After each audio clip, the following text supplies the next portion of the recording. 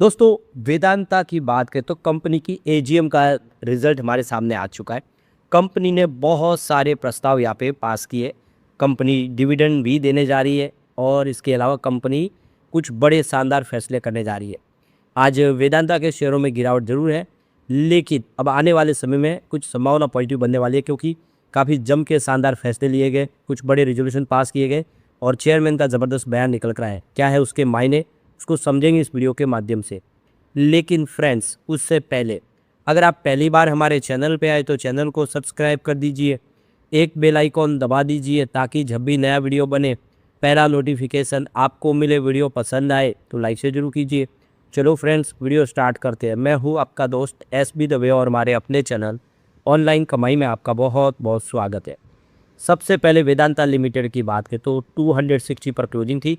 2.67% की यहाँ पे गिरावट देखने को मिली, तो आज दबाव में आया स्टॉक। वेदांता एल्यूमिनियम लिमिटेड की बात हो 451 पर क्लोजिंग थी, जहाँ पे 0.81% की गिरावट देखने को मिली। यहाँ पे गिरावट थोड़ी सी कम थी। वेदांता पावर की बात हो 39.34 पर क्लोजिंग थी, जहाँ पे 1.75% की यहाँ पर भी गिरावट देखने को मिली।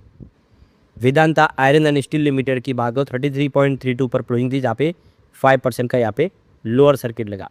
तो वेदांता आयरन एंड स्टील इसमें आप देखें तो इसमें फिलहाल 5 सर्किट के फेयर में पड़ गया है, कभी अपर सर्किट तो कभी लोअर सर्किट। फिलहाल आप देखें तो थोड़ा दबाव में। Vedanta oil and gas limited की बात हो 36.65 पर क्लोजिंग थी, जहाँ पे 3.09% की गिरावट देखी। तो कुल मिला के देखें वेदांता के पाँचों शेयर आज देख सकते हो धरा से हुए सब में गिरावट देखने को मिली। तो कंपनी की 61वीं एजीएम हो चुकी है। अनिल अग्रवाल फिर से डायरेक्टर बन गए। कंपनी ने डिविडेंड का ऐलान भी किया और साथ में कुछ नई अपॉइंटमेंट के ऊपर भी मोहर लग गई है। तो कल देखिए कि 14 जुलाई को कंपनी की 61वीं वार्षिक एजीएम हो चुकी है। BSE NSE पर इसकी जानकारी दी गई है। इसकी अध्यक्षता बोर्ड के चेयरमैन अनिल अग्रवाल ने ही की थी। तो इस एजीएम के दौरान वीडियो कॉन्फ्रेंसिंग के माध्यम से कंपनी के भविष्य और उसके वित्तीय प्रदर्शन को लेकर बहुत सारे निर्णय लिए गए। बैठक के दौरान कंपनी ने कुल 8 महत्वपूर्ण प्रस्ताव थे उसको शेयरधारकों के सामने रखा उनकी रजामंदी देने के लिए, जिन्हें आवश्यक बहुमत के साथ पारित कर दिया गया, जो है प्रस्ताव को पास कर दिया गया। तो फाइनेंशियल 2025-26 के लिए स्टैंडअलोन जो कंसोलिडेटेड रिजल्ट था उस रिजल्ट को भी यहाँ पे सामने रखा गया। इसके अलावा जो कंपनी का इंटरिम डिविडेंड है उसके प्रस्ताव को भी मंजूरी दी गई। तो यहाँ पे कंपनी ने 2025-26 के लिए घोषित इंटरिम डिविडेंड की भी पुष्टि की गई है। तो नेतृत्व के स्तर पर देखें तो अनिल अग्रवाल को रोटेशन के आधार पर फिर से डायरेक्टर अपॉइंट करने के प्रस्ताव को भी मंजूरी दी गई है। इसके अलावा अरुण मिश्रा को कार्यकारी निदेशक यानी एग्जीक्यूटिव डायरेक्टर के तौर पे फिर से अपॉइंटमेंट किया गया है। बोर्ड में विविधता लाते हुए डॉक्टर मीना हेमचंद्र को 1 साल के लिए कार्यकाल के लिए गैर कार्यकारी स्वतंत्र निदेशक के रूप में अपॉइंट किए के प्रस्ताव को भी हरी झंडी दी गई है। तो एजीएम के दौरान जो प्रस्ताव लिए गए जिसमें चेयरमैन अनिल अग्रवाल को रोटेशन के आधार पर फिर से रिटायरमेंट के बाद में डायरेक्टर के तौर पे अपॉइंट कर लिया गया, यानी बागडोर उनके हाथ में ही है।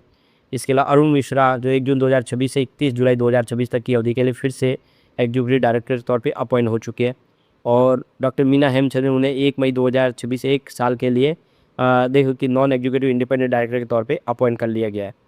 तो यहाँ पे ये अलग अलग ऑर्डिनरी जो रिजोल्यूशन है जिसमें वित्त वर्ष 2025-26 का रिजल्ट था उसको सामने रखा शेयर होल्डर के सामने, और फाइनेंशियल 2025-26 के लिए जो डिविडेंड है उसको भी यहाँ पे पुष्टि उसकी कर दी गई है, डिविडेंड को फाइनल किया गया।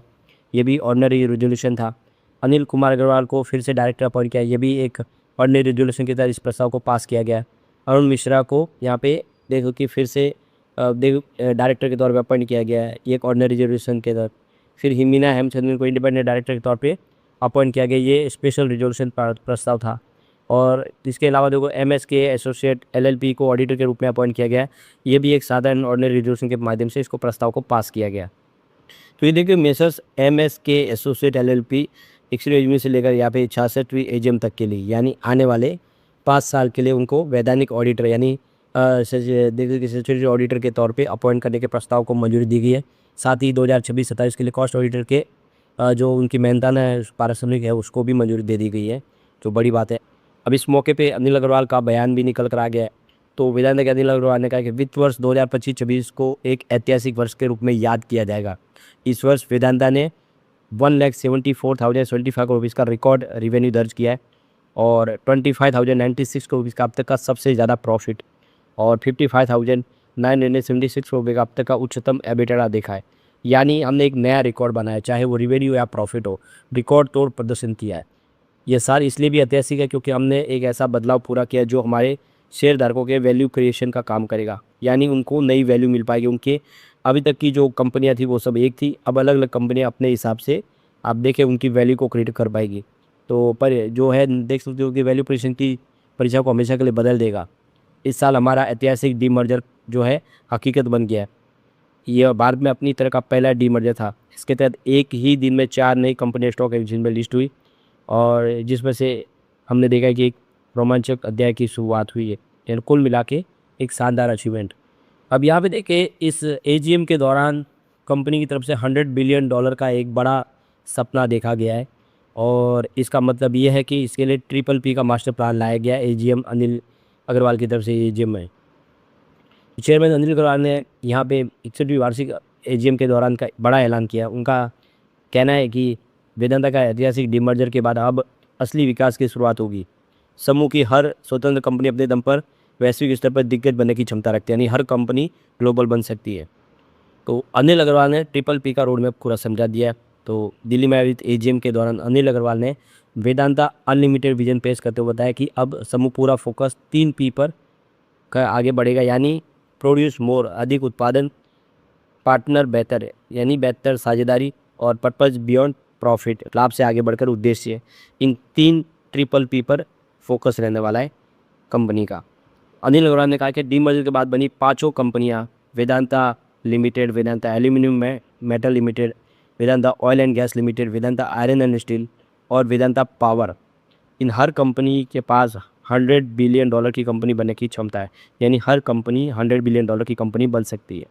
तो ट्रिपल पी की बात हो, प्रोड्यूस मोर एक पी है जिसमें आप देखें तो ज़्यादा से ज़्यादा उनका क्या है उत्पादन को बढ़ाना। तो विकास की चरण सबसे बड़ी ताकत होगी कंपनी का उत्पादन। 2031 तक जिंक और लेड का उत्पादन लगभग 3 गुना बढ़ाकर 30 लाख टन तक करने का लक्ष्य रखा है। इसके साथ चांदी का उत्पादन दुगुना करके 1500 टन का आगे का लक्ष्य रखा है। इस दशक के अंत तक तांबे का उत्पादन भी 10 लाख टन 2028 तक और फेरोक्रम की क्षमता 5 लाख टन तक, निकल की उत्पादन क्षमता 60,000 टन तक पहुँचाने का लक्ष्य, यानी ज़्यादा से ज़्यादा प्रोडक्शन किया जाएगा। तो हर कंपनी में विस्तार की योजना। वेदांता एल्यूमिनियम अगले 3 साल में 60 लाख टन प्रति वर्ष अपना उत्पादन करेगी।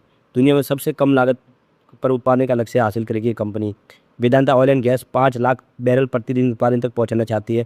इसके अलावा अगले 3 से 5 सालों में $5 अरब का निवेश किया जाएगा। वेदांता आयरन स्टील की क्षमता भी 40 लाख टन से बढ़ाकर 1.5 करोड़ टन प्रति वर्ष करेगी कंपनी। यूनिट स्टील और स्पेशलिटी स्टील पर भी खास फोकस रहेगा। वही वेदांता पावर ने 20,000 मेगावाट क्षमता तक पहुँचने का भविष्य में लक्ष्य रखा है और न्यूक्लियर पावर सेक्टर में भी उतरने की योजना बनाई है, यानी हर कंपनी अपने प्रोडक्शन को दमदार तरीके से बढ़ाई। दूसरा जो पी है वो है पार्टनर बेटर। तो उनका कहना है कि भविष्य में उन्हीं कंपनियों का जो तकनीक को अपनाती है। आर्टिफिशियल इंटेलिजेंस दुनिया भर के उद्योगों को बदल रहा है। तकनीक हमारी सबसे बड़ी ताकत है। तो आप देखिए आने वाले समय हम संचालन, स्थिरता, सुरक्षा और उत्पादकता पर हम व्यवसाय में तकनीक का तेज़ी से उपयोग करें और हमारा लक्ष्य है कि हम अधिक स्मार्ट और तेज और बेहतर बने। तो ये भी एक दूसरा इनका पी है। तीसरा जो पी है पर्पज बियॉन्ड प्रॉफिट। तो अनिल अग्रवाल ने कहा है कि वेदांता सिर्फ कारोबार नहीं करी बल्कि देश के विकास में भी बड़ी भूमिका निभा रही है। तो उनका कहना है कि 2026 में कंपनी भारत सरकार के राजस्व में 62,000 करोड़ से ज़्यादा का योगदान दिया है, जबकि 10 वर्ष में हमने कुल 5 लाख करोड़ रुपये का योगदान दिया। तो हम सरकार की जो अपेक्षाओं पे खरे उतर रहे हैं और सरकार को हम काफ़ी बड़ी मदद कर रहे हैं। अनिल अग्रवाल ने कहा है कि हम सामाजिक पहल के तहत नंदगढ़ अब तक 17 राज्यों में 15,000 से अधिक आंगनबाड़ी केंद्र तक पहुंच चुकी है। उनका दावा है कि यह पहले देश की 10 करोड़ महिला और बच्चों के जीवन में सकारात्मक बदलाव ला सकते हैं, यानी गरीब बच्चों के लिए भी हम काफ़ी कुछ कर रहे हैं। उन महिलाओं को सशक्त करने की कोशिश करें जो काफ़ी गरीब है। अनिल अग्रवाल ने कहा हम सिर्फ संसाधनों का कारोबार नहीं कर रहे बल्कि भारत के निर्माण में भूमिका भी निभा रहे हैं।